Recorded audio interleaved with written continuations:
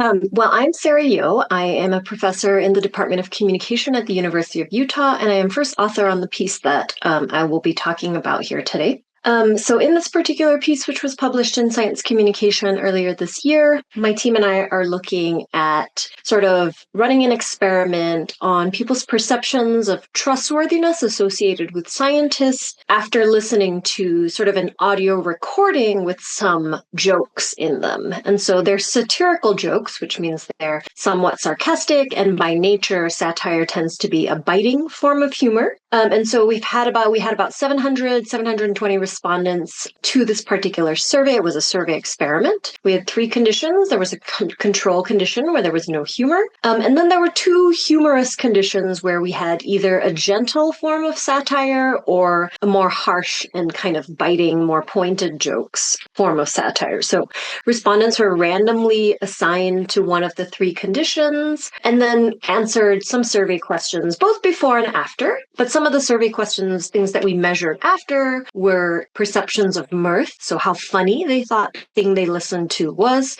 perceptions of aggressiveness, whether they thought any of the content within those recordings had any kind of aggressiveness, and then perceived trustworthiness of the scientist who was in the recording. All the recordings were done by the same individual who, to my knowledge, was not a scientist, but this was a collaboration with a science communication consulting company called Hello SciComm, and they tend to write jokes and kind of for scientist talks and so on. And so we collaborated with them, and their writer's room wrote all the jokes in addition to the control condition that has facts. So the content of the recordings, the audio recordings, were about EGS, enhanced geothermal systems, sort of relatively new renewable energy technology. And the scientists in the recordings, everything they said was about pro-EGS. In fact, they started out with, I am a scientist and I'm here to tell you today why I support enhanced geothermal systems. And then there were jokes about them.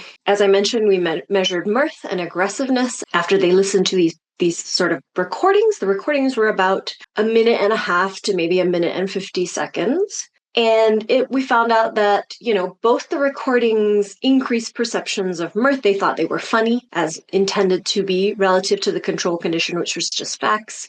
And that greater levels of aggressiveness, of course, were perceived in the harsh satire conditions. And then we sort of looked at how these perceptions of mirth and perceptions of aggressiveness in the content was associated with perceived trustworthiness of the communicator, of the scientist himself. And we found that mirth, as we have shown in previous work, has kind of positive outcomes, right? It has positive associations with perceived trustworthiness. If you're funny, people then tend to think you're, more trustworthy. But the perceived aggressiveness had the opposite association. So perceived aggressiveness was negatively associated with perceived trustworthiness of the scientists. And so we have these competing sort of effects here, right? One of it is positive and one of this is negatively associated. And so, one of the things that maybe we can take away if you're a science communicator is that benign forms of humor tend to have very positive outcomes, right? For people engaging with science, for people trusting a source. But once there's a little bit of aggressiveness in there, right? The joke might be funnier. As we know, a lot of comedy and a lot of jokes generally tend to be quite biting and targeted, right? But perhaps when it comes to science communication, those kind of targeted, aggressive style jokes may not have as positive outcomes as kind of more benign jokes, right? Even though they might be funnier. Of course, this all comes down also to knowing your audience. We ran this in the United States among sort of a general audience that's sort of sampled to represent or sort of mimic the demographics of the general population. Perhaps for science-interested audiences, the outcome might be different, and it sort of does also come down to knowing your audience, but thinking about humor as a tactic for communicating science and being careful about what kinds of humor we use in this.